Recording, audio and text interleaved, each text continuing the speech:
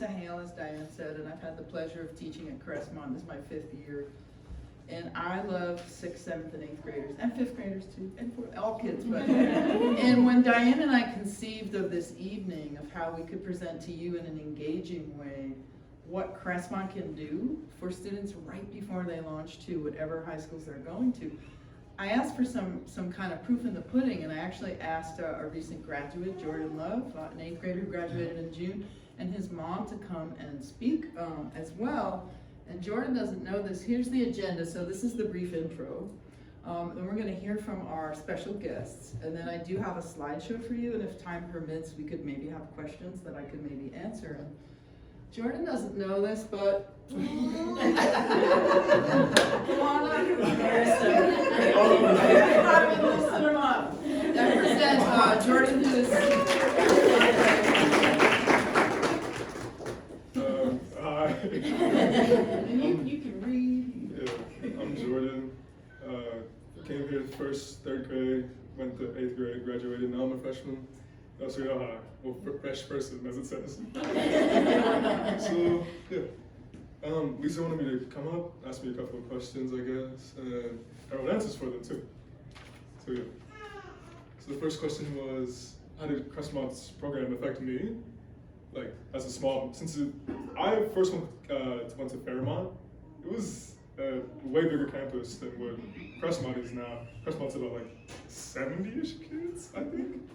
But Fairmont was a lot bigger. So first, when I came to Crestmont, I was very, very closed off. Wasn't that good at conversation, I'd say. But gradually, throughout the years, I'd say I opened up, really, with the help from all my peers and teachers. So yeah. The second question was, how did Crestmont try to meet the social and emotional needs of its middle schoolers? So, Crestmont and their staff do very excellent jobs with meeting the needs of their students. Student needs help, instantly on it. Student needs emotional help, they're instantly on it as well. And even other students will try to help their friends and peers. So yeah, that's really good too. If there was like something I ever needed to get off my chest, could ask in class, get it off my chest, come back to class with a more positive attitude. So that's good too. And since the school is relatively small, it's very easy for each student to have a one-on-one conversation with a staff member and get the help they need. Their question was, how did being a Crestmont help transition into high school? So I'd say on my first day, I was very nervous, very, very nervous. But I literally made friends on my first day, which was really good. And I met with one of my counselors too, which was good for me, and my teachers, which was also good. But I'd say the skill I most adopted from Crestmont was my communicative skills, because I'd say I'm a pretty friendly person. So I guess it just shows in a way. So yeah, that's pretty much all. When I said, you can read what you wrote, because this young man did homework for me. I sent him the questions a week ago, and he didn't read, he spoke to us. I'm not surprised. I present his mom, Alexis. Thank you, Alexis. So I'm gonna read. Please do, Because I'll be hearing tears if I don't. So how did Crestmont's program and small middle school benefit Jordan? Crestmont's program allowed Jordan to find his way academically, mentally, emotionally, and socially. There were experiences Jordan had at Crestmont that would have never been achieved if he was at a larger public school. Jordan learned great study habits. I watched him shift from a shy, introverted child to an outspoken adolescent who didn't mind carrying on a conversation with his peers, children younger than him, as well as adults. I even watched Jordan change at home. He would initiate hard conversations with me. He knew how to articulate his thoughts and feelings on certain matters. The benefit too of being in a small middle school is that teachers seem to be more hands-on, whereas in public school, Jordan was just another body at a desk. And the teacher knew nothing more about him than his first and last name. All throughout Jordan's time at Crestmont, it was as if each teacher knew Jordan personally, inside and out. They knew his strengths, weaknesses, and learning style. They knew when something was bothering him internally. They paid attention to him. They knew his personality. They knew what needed to be done to help him thrive as a student and person. Next question. How does Crestmont try to meet the social and social-emotional needs of the middle schoolers? Crestmont's curriculum taught the students about other people, other ethnicities, and their experiences. Crestmont showed the students how, although we are all different, we all deserve to be treated the same with love and care. There are so many things happening in the world around us, and it was nice to see how Crestmont allowed students to learn and explore social injustices that we see in our headlines today. In order for our children to be the change we want to see, we have to know that they are looking at the world through a wide lens, and that they are not just seeing or being taught one person's perspective or only the perspective of the culture that he and I come from, nor just events that happened in outdated public school textbooks. Crestmont has helped Jordan become a well-rounded student with friends from many different cultures and backgrounds. Jordan has created long-lasting friendships through the community at Crestmont. This is something he was not able to achieve when he was in public school. The small class sizes allow the children to get to know each other better and on a more personal level. And how did being at Crestmont help with the transition to high school? Well, the first quarter of the school year has just passed, and Jordan received all A's.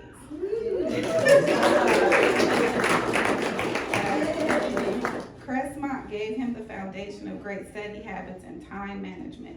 Assignments are turned in, completed, and on time. Jordan often has his work completed ahead of schedule and without being asked or without me checking in with him. It's just done. I know that Crestmont instilled these habits and work ethic in him. Crestmont has set the foundation for Jordan. Similar to a house being built, pieces of the home can be changed during construction and even later into the life of the home. When it comes to school, Jordan has a great foundation to stand on. Crestmont gave him his foundation. We can only build up from here, knowing that the foundation Crestmont has given Jordan is standing and it's solid. So that's the end of my questions, but I just wanted to share a story. So first off, I just want to say thank you to the community, the teachers, and the staff for helping me raise a great young person. I'm a single parent in every sense of the word, and the young person that stands before me, I can't take all the credit for. This community, the teachers and staff helped Jordan spread his wings and help mold and shape him. 1 month into his first year here at Crestmont, I knew that I had made the right decision by taking him out of public school. It's not that he was doing bad in public school, but I knew there had to be something else out there for him, for us. I didn't know what I was looking for at the time. I just knew public school was not the experience I wanted for him. He is my one and only child. I didn't know what I was doing. I was just doing, learning as I go. Jordan was extremely shy. He never liked being the center of attention or doing things in front of onlookers. The school play was approaching, and I learned that Jordan was going to be the narrator. I thought to myself, oh good, he's going to be behind the scenes, but still participating. This will be a comfortable space for him. So imagine my surprise when I was sitting in the audience and witnessed the narrator front and center on stage in front of everyone, introducing the play and describing the scenes that followed. I was watching my real life butterfly on that stage that had come out of his cocoon. Fast forward to the end of 8th grade. I spoke with Lisa about high school and asked for any advice she could give about certain high schools or public versus private. Lisa remained neutral, yet encouraging, and said something to me that I wouldn't soon forget. Fast forward to the night before the first day of school. His uncle called, asked if he could come with us to take him to school the next day, asked if he had some cologne. I don't know why, like he's not going to a nightclub. But nevertheless, the first day of school came, my brother came and we took Jordan to El Cerrito. When Jordan got out of the car, he stood there giving me a look I hadn't seen in a very long time. It was a look of nervousness and anxiety. I asked him what was wrong. He said he was a little nervous. I said, do you want me or uncle to walk you to the yard? He replied yes, and my brother took it from there. My brother exited the vehicle. I immediately panicked. I started asking myself questions like, did I make the right decision sending him to a school this big? Is he prepared to handle being around this many students?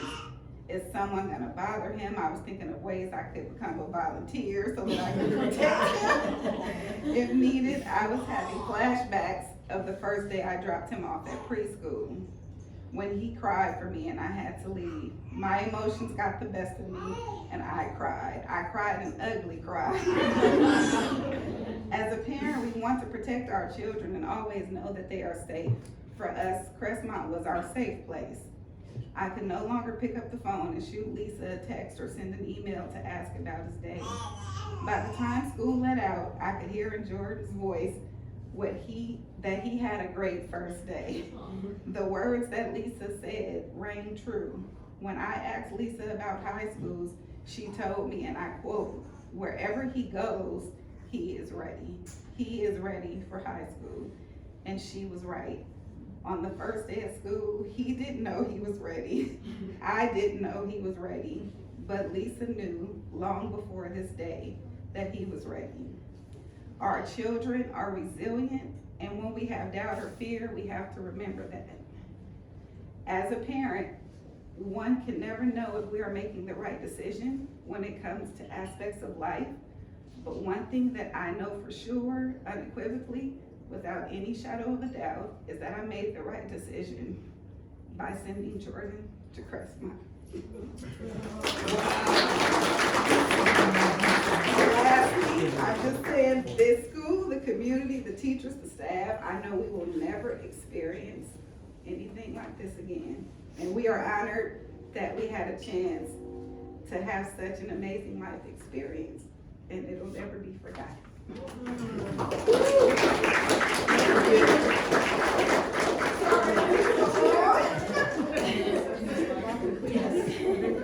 Sorry, that was beautiful. As I said, I started with the best. Now you all are stuck with me. And Alexis, I know public speaking is not your favorite thing, and so deep, deep thank you. And anything I have to add can't touch what this family just shared. Thank you. Thank you so much. Wow. All right. So it turns out the data is trickling down. And everyone, you can read it in the back, right? Can you see that? I'm not going to read out loud a PowerPoint to you, but I will say this affirms what I've been noticing, and I've worked at several K-8 schools, in that if a child can be a big fish in a small pond, when they get released to the ocean of high school, they have the swimming skills they need. I mean, the data's out there. Here's another. Oh yeah, sorry, I'm not used to having help with next. A lot of the things that Jordan and Alexis spoke to, in a small school, you have to form relationships with everyone. You know, you can only shuffle the deck so many ways if there are only 8, 9, 10, 11, 12 students in a class. And we do work on trust and community from day one. So Ken Nishimura, my fabulous teaching partner, the math and science teacher, would be here tonight, but he's chaperoning a middle school dance tomorrow night. So these are his words, and I just put together the slideshow. You're looking at an example of a fun math activity where kids got to put together their learning about surface area and volume and rectangular and triangular prisms to build a panda and robot house. Fun stuff. Next, please. And basically with a small student-teacher ratio, a subject like math, a lot of things can happen. You can read them from the back, but math is constantly building on skills every day, so I imagine that low ratio is extremely helpful.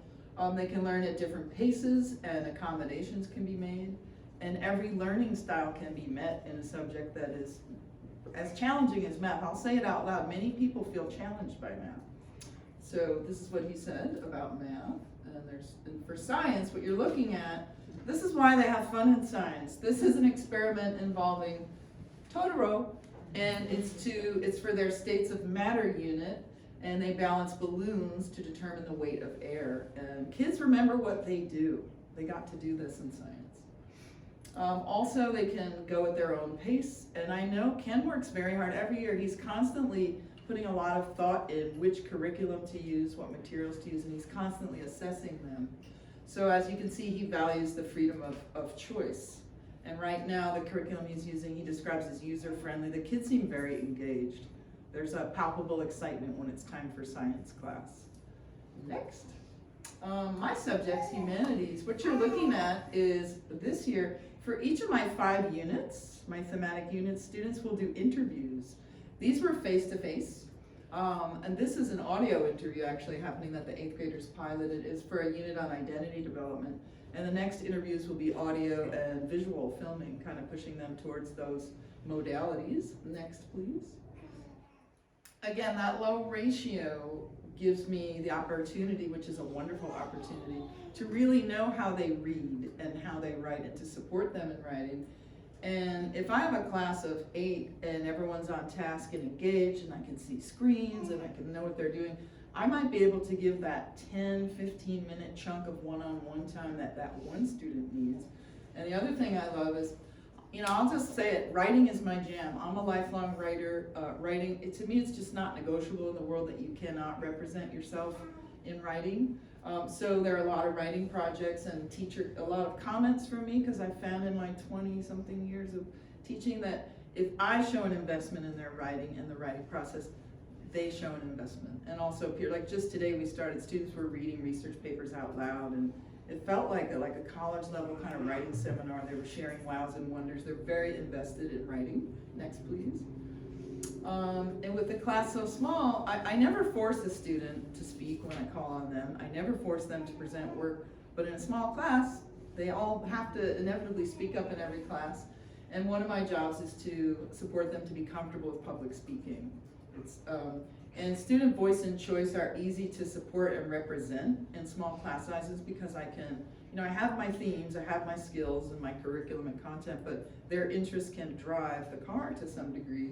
And yeah, please do. You won't be able to read it, but I have writing hanging up in my room and art projects as well, but maybe you could drag the corner out. Every unit has a digital bulletin board, it's just Padlet.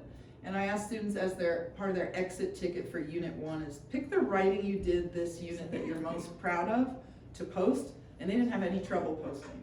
And this way they can read each other's and comment on it. You can go back to the slideshow pretty please and full screen it, there you go. Full screen it. Yeah, and or just go to next, it might work. I'm not sure when you come out of a link. Oh, here we go. So social and social emotional dynamics. Jordan didn't know, but he's also pictured here.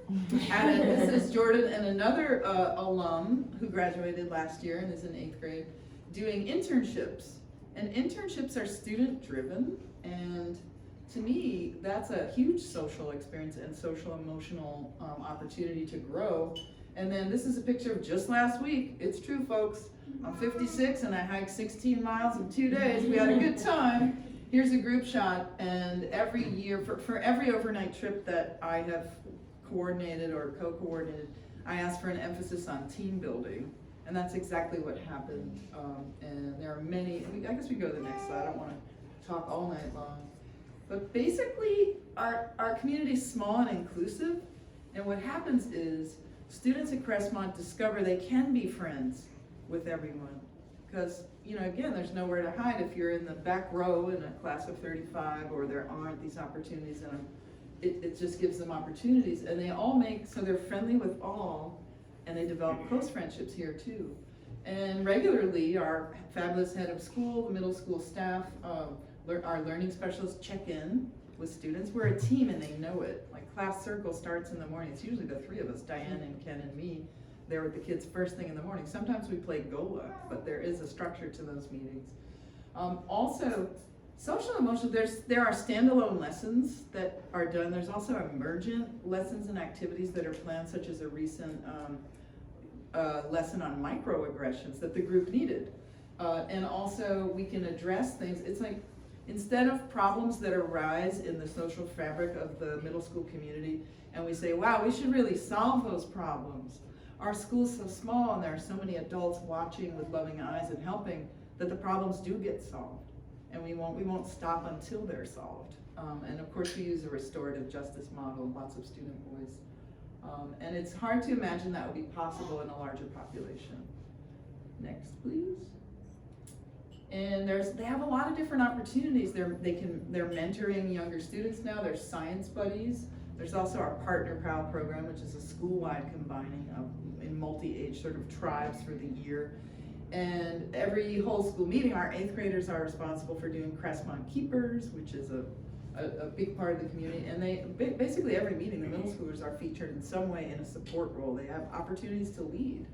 And then they do independent projects, they have service beyond the campus, and they are able to really learn about themselves and who they are when they leave the school, like leave the campus for the day. And I think those are great opportunities, socially and emotionally. And lastly, I mean, Jordan will tell me if I got this right or not, but it seems to me that before they leave us, they'll be able to navigate a schedule with a lot of classes. And yeah, we aren't that big school with lockers or anything, but they do have all different subjects and many teachers. It's not okay to be disorganized here. The zipper folders with the sections, they work. And ideally they're advocating for themselves as learners. They know how to take notes and tests and quizzes, learn and use their critical thinking when they're speaking and reading and writing, and to collaborate and to support each other and to lead in whatever leadership style is there. Some people are comfortable doing this. Some people lead by a quiet example, and also collaborate and support and be part of the community. So I used to feel kind of bad or guilty that our middle school was so small when I put myself in the shoes of a 5th through 8th grader, and now I feel really fabulous about it. So, and that's it. Thank you so much. And I don't really know what's next, but Thank you, Lisa. Thanks, Jordan. Thank you. Who has the clipboard so we can sign in?